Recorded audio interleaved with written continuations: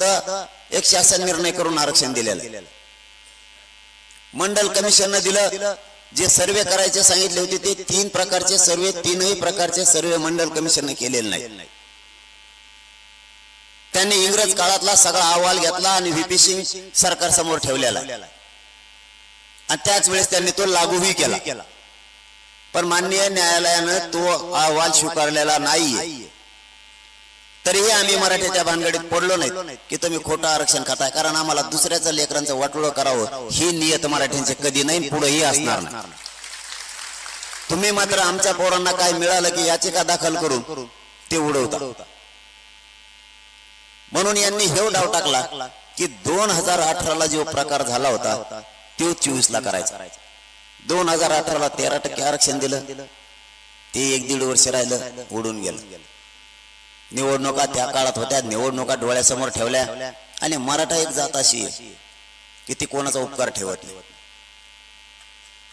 त्यावेळेस आरक्षण खूप पिढ्यांना पार नव्हतं मराठा आनंदी होता आपल्या लेकरांचं भविष्य चांगलं होईल आपले लेकर मोठे होतील आरक्षण मिळालं ह्या आनंदात मराठा होता त्यांना माहित नव्हतं की 2018 ला दिलेलं आरक्षण टिकणार नाही 1-1.5 वर्ष राहिलं ते उडालं त्यावेळेस मराठ्यांनी आरक्षण दिलं म्हणून जागेवर उपकार फेडला 106 आमदार यांना मराठ्यांनी त्यावेळेस निवडून दिले होते तेच यांच्या डोळ्यासमोर आत्ताही तेच होतं 10% आरक्षण द्यायचं आणि ही निवडणूक मारून न्यायची पण मराठी इतके चतुर निघाले की 2018 जसा गुलाल उधाळ होता तसा मराठ्यांनी यावेळेस उधाळलाच नाही कारण मराठ्यांना माहित होतं हे आरक्षण टिकणारच नाही तो गुलाल उधाळण्यात सुद्धा काहीच उपयोग नाही तिथेही डाव साधला त्यांनी त्यांच्यातच गुलाल उधाळला त्यांना मराठी राज्यात उधाळायला तयार नाही त्यांनी त्यांच्यातच सुरू केलं हे त्याच्या टकोरीवर टाकीत आहे ते त्याच्या टकोरीवर टाकीत आहे 5-25 जण मुंबईत जमले एक जणाचा चेपेवर टाकला त्याला केसच नव्हते बैलाचा गोलाल होता का कोण लाल झरत दिसायला लागला तरी मराठ्यांनी नाही गोलाल उधाळला राज्यात कारण त्याच्यात मराठ्यांचं हित नव्हतंच मग म्हणले आता काय केलं पाहिजे बैठक झाली मराठ्यांचे आमदार मराठ्यांच्याच विरोधात सोडायचं ठरलं कारण मला ह्या पक्क्या खबरा त्यांच्या मिळतात त्याचं कारण सुद्धा तुम्हाला सांगतो कारण हे गृहमंत्री असे आहेत त्यांनी सगळ्यांना जिरीस आणलेला नाही आला की केस आणि ईडी त्याच्या मागे लावायची लगेच त्याच्या पार्टीत जमा माणसं ही त्यांची पद्धत आहे काम करण्याचं मला राजकारणाचं देणं घेणं नाही तुम्ही 7 महिन्यापासून बघता जो विरोधात बोलून त्याला मी सोडित नाही मग तो मराठीचा असू नये ते कोणाचा असो मराठा आरक्षण मराठा समाजाच्या विरोधात बोलला की मी वाजवेलाच म्हणून समजायचं तो कोणी असो त्याला नाही सोडत आपण त्यांनी बैठक घेऊन मराठ्याच्या विरोधात घालायचं ठरवलं 10% आरक्षण चांगलंय हा घेत नाही म्हणजे मी ह्यो जर समाजाला म्हणला हे आरक्षण चांगलंय टिकतंय तर समाज घेतोय ह्यो सत्तेच्या आणि मराठ्यांच्या मधला काटा आहे असं त्यांचं बैठकीत ठरलं याला काही करून 10% घ्यायला लावा नाही तर याला गुंतवून टाक हे त्यांचं पक्क ठरलेलं या अगोदर एकदा त्यांचं ठरलं होतं की उपोषण सुटलं हे मला जाहीररित्या महाराष्ट्राला प्रकाश आंबेडकर साहेबांनी सांगितलं होतं की सलाईन मधून विष बाधा करणार आहेत पण मराठ्यांची बाजू हे लय ओढतोय हे आपल्याला फुटत नाही मॅनेज पण होत नाही याला असं तरी संपवावं लागणार त्यावेळेस त्यांचा डाव मोडून पडला आपण मुंबईला चाललो त्यावेळेसही त्यांनी ट्रॅप रचला होता तोही आपल्याला अगोदरच माहित झाला त्यामुळे तोही आपण उधाळला आताही त्यांनी ट्रॅप रचला पुन्हा एकदा याला गुतवा याला संपवा काहीतरी करा जर हे थांबला नाही तर हे मराठ्याच्या आणि सत्तेच्या मधला काटा आहे हे इतका इमानदार आहे की याची निष्ठा जातीपासून पूर्ण अवघड आहे हे जातीला दैवत म्हणतं हे आपल्याला फुटू शकत नाही याला गुतवल्याशिवाय पर्यायच नाही आणि त्या बैठका यांच्या जेवढ्या झाल्या तेवढ्या मला कळण्याचं कारण असं आहे मी जर इकडे काही करायला लागलो की त्यांना माहित होतं याचा अर्थ त्यांनी माझ्या जवळचे 10-5 जण कोणा फोडलेले आम्ही काही करायला लागलो की त्यांना माहित होतं याचा अर्थ आपल्या आसपास त्यांनी फोडलेले साहेब तुम्ही पैशाने किंवा आमिष दाखवून माझे फोडले असते पण तुमच्या आजूबाजूचे सगळे फक्त मी इमानदारीवर फोडलेले, सगळे इमानदारीवर फोडलेले. तुम्ही तिथं काय करताय, काय करणार आहेत, तुमचा डाव काय हे तुम्ही उठले 20 ते 25 मिनिटात मला माहित होते. मी फक्त इमानदारीने आणि त्यागाच्या जीवावर या समाजावर निष्ठा ठेवली म्हणून तुमच्या आजूबाजूचे असणारे कोणत्याही जाती धर्माचा असू द्या तेव्हा मला सांगतो म्हणजे सांगतो. आणि त्यांना सगळ्यात जास्त तीव्र राग आलेला. यासाठी नेमण्याचं खरं कारण ते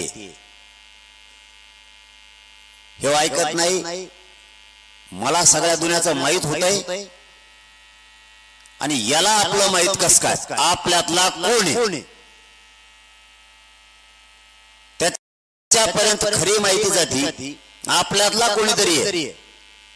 हे कोण, त्याचा सगळ्यात जास्त राग आलेला नाही. तर यासाठी नियमायचं काहीच कारण नाही. यासाठी नियमायचं काय कारण आहे.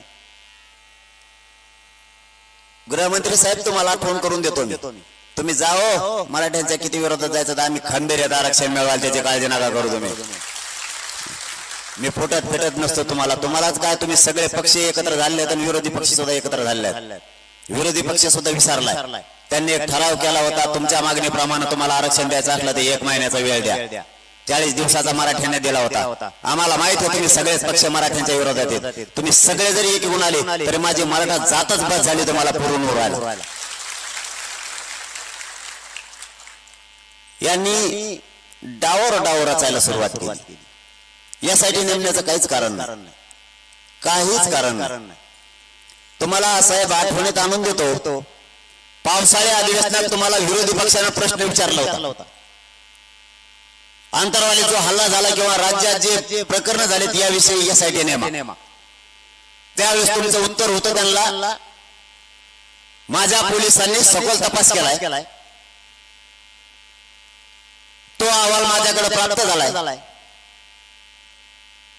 मला वाटत नाही SIT नेमावी, पण जर सभागृहाचं म्हणणं असेल तर मी नेमतो.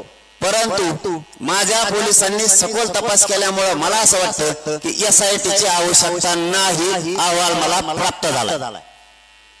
त्याच्यानंतर गृहमंत्री साहेब तुम्हाला असा काय साक्षात्कार झाला की त्याच विषयासाठी आता तुमच्या स्वार्थासाठी स्वतःच्या किंवा मला अटकवण्यासाठी किंवा माझ्या गोरगरीब मराठ्यांना आरक्षण द्यायचं नाही, माझ्या गोरगरीब मराठ्यांचे पोरं मोठे होऊ नयेत म्हणून तुम्ही SIT नेमली. साहेब SIT नाही, तुम्ही काही नेमा, मी भेटच नाही, पण आरक्षण घेतल्याशी सोडत नाही तुम्हाला. आता झालंय काय, मी बोललो कोणाला, पक्षाला, नेत्याला. राग कोणाला आला, मराठ्यांच्या आमदाराला, मंत्र्याला. तुम्हाला काय बोललो का मी? तुम्ही जातीचे का नेत्याचे? तुम्ही कधीपासून जातीला बाप मानायचं तर पक्षाच्या नेत्याला बाप मानायला लागला. या जातीनं मोठं केलंय तुम्हाला, यांचे पोरं आता मोठं करायची वेळ आली तर तुम्ही पक्षाकडून नेत्याकडून बोलायला लागले. आणि तुम्हाला तरी एक शब्द नाही बोललो. उद्या भाजपचा मराठा असो किंवा राष्ट्रवादी असो किंवा काँग्रेस असो शिवसेना असो, हे मराठी आरक्षण घेणार नाहीत का? मग तुमच्या सगळ्यांच्या लेकराचं कल्याण व्हावं म्हणून मी जीवाची बाजी लावून लढतोय. सगळे पक्ष अंगावर घेतले आणि तुम्ही नेत्यांकडून बोलायला लागले, जातीच्या पोरांकडून बोलायचं. याच्यासाठी मोठं केलं का माझ्या बापजात्या मराठ्यांनी तुम्हाला? आणि तुम्ही यासाठी नेमून काय होणार?